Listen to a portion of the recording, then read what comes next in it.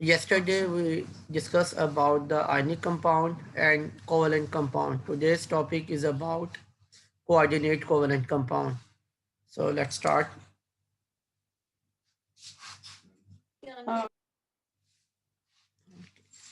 A coordinate covalent bond is formed between two atoms when the shared pair of electron. गौर से सुनिएगा, क्या है आपके पास जो शेयर पेयर ऑफ इलेक्ट्रॉन है is donated by one of the bonded atom, कि एक ही एटम से पूरे का पूरा शेयर पेयर ऑफ इलेक्ट्रॉन है वो डोनेट किया जा रहा है. Let us consider the example of bond formation between ammonia and BF3, boron trifluoride. NH has 3 covalent bond and there is a lone pair. अगर आपको याद हो तो yesterday हमने बात की थी बॉन्ड पेयर, लॉन पेयर और शेयर पेयर के बारे में. यहाँ पे वो बता रहा है कि अमोनिया के 3 कोवलेंट बॉन्ड बनने के बावजूद भी इसके पास एक लॉन पेयर होगा of electron on nitrogen atom. ये किसके पास होगा? नाइट्रोजन एटम के पास होगा. On the other hand, boron atom is BF3 is deficient in electrons. ये मॉलिक्यूल बनने के बावजूद भी इसके पास अभी भी 2 इलेक्ट्रॉन की जगह बाकी है. ठीक है. एक्चुअली द ऑक्टेट ऑफ भी इज नॉट कंप्लीटेड, यानी कि जो हम ऑक्टेट रूल की बात करते हैं वो बोरोन का अभी भी कंप्लीट नहीं था इन BF3 मॉलिक्यूल में. Therefore, nitrogen can donate pair of electron to the acceptor BF3. यानी कि एक आपके पास डोनर है. डोनर कौन है? नाइट्रोजन है. नाइट्रोजन किसके साथ कनेक्टेड है इस वक्त? हाइड्रोजन के साथ, in the form of ammonia. Boron को देगी. बोरोन किसके साथ कनेक्टेड है या बॉन्ड बना हुआ है ऑलरेडी उसका? फ्लोरीन के साथ. And this the result of the formation of coordinate covalent bond. दो चीजें जहन में रखिएगा इस किस्म की बॉन्डिंग में. This is also a type of covalent bond but name as coordinate covalent bond. वो क्या रहा है इसमें? रिपीट करने लगा हूं. एक ही एटम से, या आप मॉलिक्यूल कह लें, पूरे का पूरा शेयर पेयर ऑफ इलेक्ट्रॉन जो है वो डोनेट हो जाएगा एक एटम से दूसरे एटम में, या एक मॉलिक्यूल से दूसरे मॉलिक्यूल में. Till here, if you have any question, raise your hand, otherwise type no.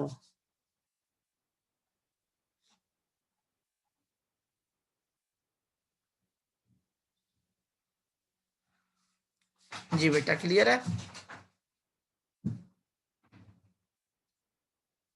Okay ji.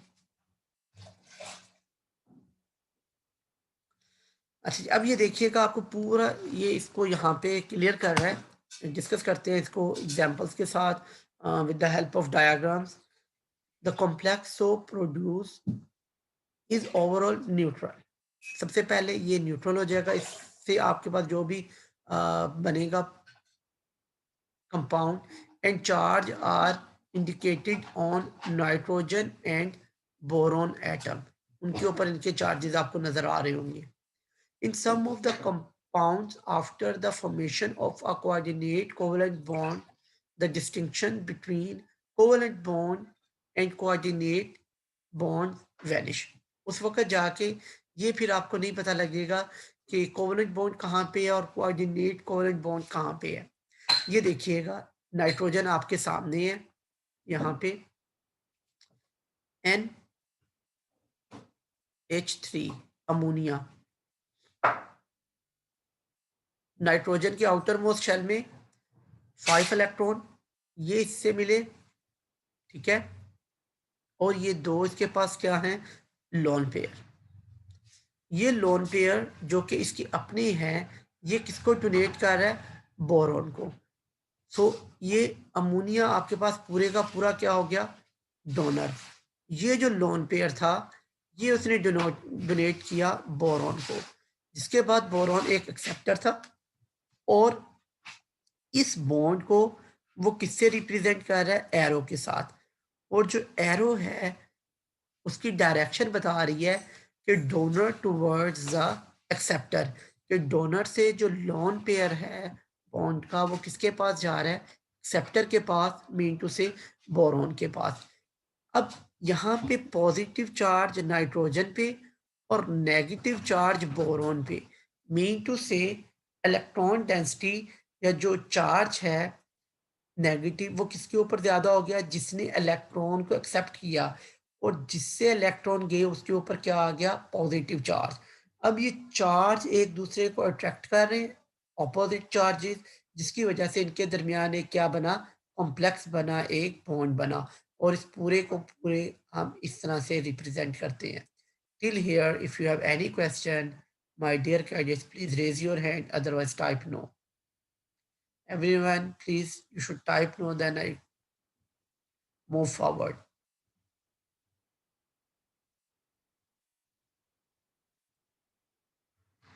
Okay, thank you very much. Thank you, Awais. लें जी, नेक्स्ट एग्जाम्पल में हम बात करने लगे हम वाटर की। Water donates its electron pair to hydrogen ion to give hydronium ion H3O positive ion. All the three bonds between oxygen and hydrogen have equal status. Every bond 33% coordinate covalent and 66% covalent. अच्छा, अब ये हुआ कैसे, पहले इसको देखिएगा। Water का structure आपके सामने है, H2O, एक ऑक्सीजन और दो हाइड्रोजन। ये देखिए, ऑक्सीजन के पास ये लोन पेयर, बेसिकली तो दो लोन पेयर है, लेकिन ये इनमें से एक लोन पेयर को इस्तेमाल करेगा। हाइड्रोजन आयन, ये आपके पास हाइड्रोजन आयन है, H एटम, इसमें से इलेक्ट्रॉन निकल गया, पीछे आपके पास सिर्फ और सिर्फ H पॉजिटिव आयन रह गया। अब इसके आउटर मोस्ट शेल में दो इलेक्ट्रॉन की जगह है, वो दो इलेक्ट्रॉन इसको कौन देता है, वाटर मॉलिक्यूल। जैसे ही इसने इसको दो इलेक्ट्रॉन दिए, ये डोनर हो गया आपका वाटर, और ये हाइड्रोजन एक्सेप्टर हो गया। ये देखिए, ये एरो क्या शो कर रहा है कि इसने अपने इलेक्ट्रॉन इसको दे दिए, ठीक है। Similarly all the alcohols and ethers offer their lone pair to H positive ion. Alcohol का फार्मूला क्या होता है, OH, इसके आखिर में क्या लगा होता है, OH, नेगेटिव आयन लगे होते हैं, ठीक है। अब वो उसको क्या करते हैं, जैसे ही वो उसके साथ लगेंगे तो H पॉजिटिव को यहाँ से आयन्स मिल जाता है, just like water to give coordinate covalent bond. The ion also produce are called oxonium ion.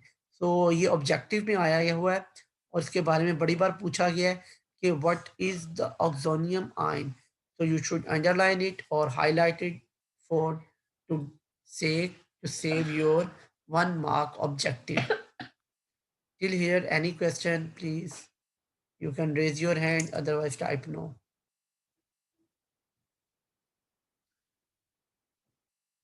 Okay, similarly all the alcohols, so ये उनके बारे में है, यहाँ पे भी बिल्कुल उसी तरह से। तो ये आपके पास ऑक्सोनियम आयन आ रहा है, ये आर क्या रिप्रेजेंट कर रहा है, इसके बारे में देख लीजिएगा। अल्कोहल के बारे में, अगर आपके पास CH3 या कोई भी इस तरह से हो, यानी कि मीथेन है, CH4 है, इसमें से एक हाइड्रोजन जब आपने निकाल दी तो फिर क्या हो जाएगा, ये ऐसे है। फॉर एग्जांपल ये CH4 है, इसको हम मिथाइल बेसिकली बोलते हैं। जब इसमें से एक हाइड्रोजन निकल गई और इसकी जगह आप क्या लगाते हैं, अब OH लगा देते हैं, ठीक है। ये आपकी बन गई अल्कोहल। अब आपने क्या किया, अल्कोहल में से भी एक जो इलेक्ट्रॉन का पेयर है वो दे दिया H को, तो उसके बाद ये आपके पास कुछ इस तरह सा आएगा। और ये जो पीछे वाला जितना भी ये वाला स्ट्रक्चर है, इसको अगर एक H कम हो जाए मीथेन में से, इसको हम R बोलेंगे, ठीक है। इसको हम R बोलेंगे, ये ध्यान में रखिएगा, जिसको हम अल्कोहल वगैरह के नाम से रिप्रेजेंट करेंगे। सो ये आपके पास ऑक्सीनियम है ऑफ अल्कोहल, ये भी ऑफ ईथर।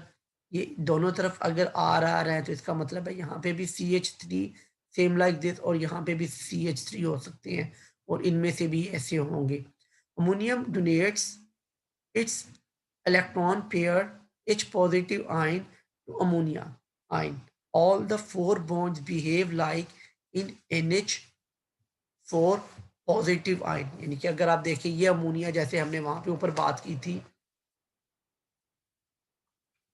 NH3, इसके पास एक लोन पेयर है, ये लोन पेयर इसने दे दिया पॉजिटिव आयन को, ठीक है। तो अब ये क्या हो जाएगा NH4 positive ion. Okay my dear, hope you understand till here. So this all about the coordinate covalent compounds. ये बिल्कुल इसी तरह अमोनिया की एग्जांपल आपके सामने आ गई है। अमोनिया अपना इलेक्ट्रॉन पेयर जो है वो किसको दे रहा है, H पॉजिटिव आयन को, ये डोनर है, ये एक्सेप्टर है, और इस तरह से ये देखिए पूरे का पूरा आ गया, और इसको हम कुछ इस तरह से अमोनियम आयन को रिप्रेजेंट कर रहे हैं। All the primary, secondary and tertiary amines like ammonia make such bond with H positive pH3 combines with H positive to give pH4 ions। तो जिसके साथ अगर फॉस्फोरस है वो भी इस तरह से करेगी। Phosphonium ion coordinate covalent bonds are represent in HNO3। ये नाइट्रिक एसिड का फार्मूला है। Many oxy acids of halogens like HClO, HClO3, जितने भी आपके पास हेलोजेंस के साथ ऑक्सी एसिड जिनमें ऑक्सीजन प्रेजेंट है, have coordinate covalent bond between chlorine and oxygen. So hope you understand all about the coordinate covalent bonds. Next हमारे पास कुछ series हैं, इनके ऊपर आते हैं और इनको डिस्कस करते हैं अब यहाँ से। Modern theories of covalent bonds, जो अब कुछ मॉडर्न थीरीज हैं उनमें लिमिटेशन बता रहा है, यानी कि लिमिटेशन आप कह सकते हैं कि उसकी कुछ हदूद हैं, यानी कि उसके कुछ ज़वाबित हैं या वो उनको फुलफिल नहीं कर रहा, कुछ उसमें प्रॉब्लम्स समझ लें कि वो उनके मुताबिक ये जो लिस्ट मॉडल है वो उसको नहीं बताता या एक्सप्लेन नहीं करता। सो उसको अब डिस्कस करते हैं। Classical list model does explain that how atoms are bonded to one another। जो क्लासिकल है यानी कि न्यू है मॉडल, वो तो बताता है कि किस तरह से एटम जो हैं वो बॉन्डेड होते हैं एक दूसरे के साथ। It also tells how the electron pair are shared between bonded atom. जो इलेक्ट्रॉन का पेयर है वो बॉन्डेड एटम में कैसे शेयर हो रहा है। But a logical question arise, लेकिन यहाँ पे एक और क्वेश्चन जो है जो बड़ी उसमें एक लॉजिक है वो भी यहाँ पे अराइज होता है, वो क्या है। Are these explanation just enough to justify the fights words of molecules, and how do the electrons avoid such other in spite of their explanations। यानी कि अगर आप मॉलिक्यूल्स को डिस्कस करते हैं उसके बारे में, और दूसरी इलेक्ट्रॉन्स कैसे अवॉइड करते हैं in spite of their repulsion, यानी कि आप देख हम इस चीज़ को डिस्कस करते हैं कुछ इस तरह से। देखिएगा इलेक्ट्रॉन के ऊपर नेगेटिव चार्ज है, ठीक है, हम कहते हैं इलेक्ट्रॉन्स आपस में एक दूसरे के साथ शेयर हो गए और क्या बना दिया, एक बॉन्ड बना दिया, ठीक है। लेकिन उसके साथ साथ एक और क्वेश्चन जो हमारे जहन में आना चाहिए और जो यहाँ पे है कि जब नेगेटिव नेगेटिव एक दूसरे के पास आएंगे तो वहां पे क्या होगी, रिपल्शन भी तो होगी। तो ये इसको कैसे जस्टिफाई कर रहा है। The answer simply lies in fact that the Lewis model seem to be an over simplification. वो क्या है, shapes of the molecules are very important. Before हम इससे पहले कि ये इस रिपल्शन को डिस्कस करें, यहाँ पे हमें वो क्या बता रहा है, शेप, कि मॉलिक्यूल की शेप क्या है, are very important because many physical and chemical properties depends upon three dimensional arrangement of their atoms, कि उनकी अरेंजमेंट कैसी है एटम की, यानी कि उनकी शेप कैसी है। जब हम शेप में आते हैं तो फिर उनमें रिपल्शन का जो कंसेप्ट है, जो रिपल्शन का डायमेंशंस हैं वो क्या हो जाएंगी, वेरी हो जाएंगी। Till here if you have any question please raise your hand, otherwise type no. Everyone my dear,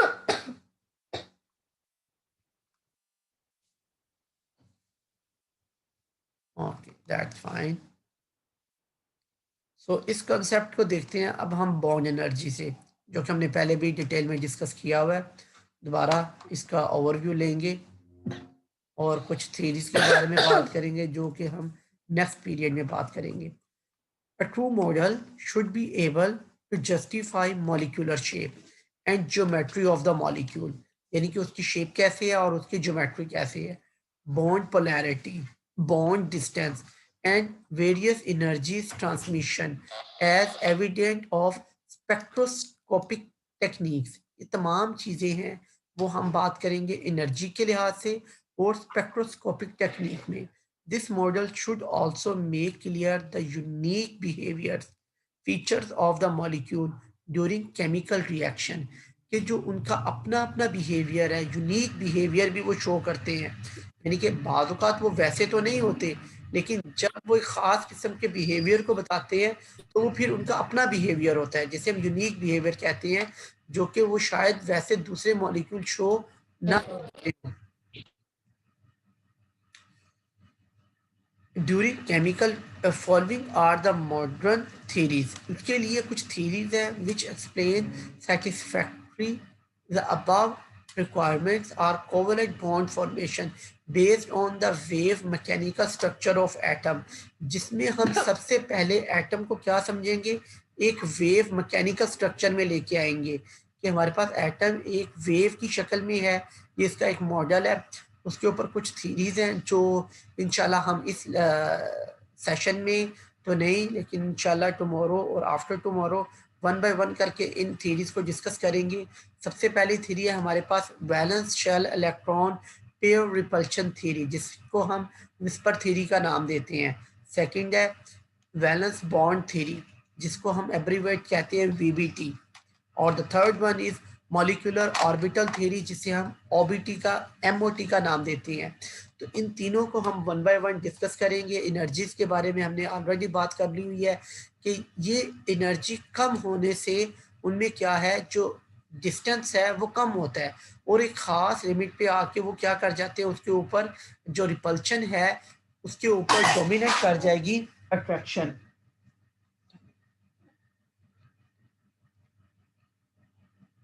यहाँ तक बेटा कोई क्वेश्चन है, you can raise your hand, otherwise type no.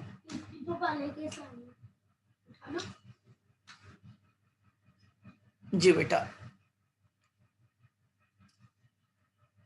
In addition to above, crystal field theory, CFT and line field theory explain the formation of coordination complex compound formed by transition metals, जो कि किसमें हम आएंगे और हम उनकी बात करेंगे ट्रांजिशन मेटल्स में। So this is all about today's lesson. Now I'm going to stop the recording first.